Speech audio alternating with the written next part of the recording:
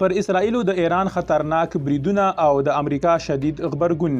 ایران پر اسرائیلو د برید خبر ورکړی خو امریکا د اسرائیلو ملاتړ ته راودانګل او عمران خان وایي احمقان به له پوځ سره اړیکې پرې کوي. درنو لیدونکو ستړي مه شئ. د منځني ختیځ کړکېچ امریکایي جنگي بیړۍ د قطر، اردن او اسرائیلو په اوبو کې ځای پر ځای شوي دي.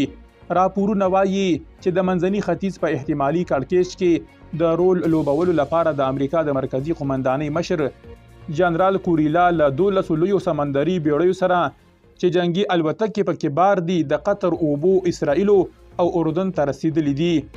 د منځني ختیځ د چارو څارونکي او لیکوال مالک عاصم لیکي د ابراهیم لینکن او روزویلټ نومونو په ګډون په دغو بیړیو کې F-22 وایپر امریکایي جنگي جیټ الوتکې، پاټریوټ توغندي او د توغندیو ضد سیستمونه ځای پر ځای دي.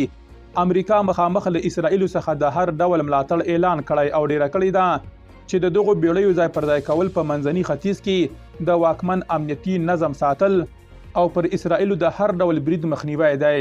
ښاغلی عاصم لیکي داسې بریښي چې ایران له پراخ امریکایي فشار سره مخ دی او ډیرو ته لرې بریښي چې د حماس د سیاسي مشر د وژلو په غبرګون کې دی ځان له اسرائیلو او امریکا سره په مخامخ جګړه کې ښکیل کړي. عمران خان وایي احمقان به له پوځ سره اړیکې پرې کوي.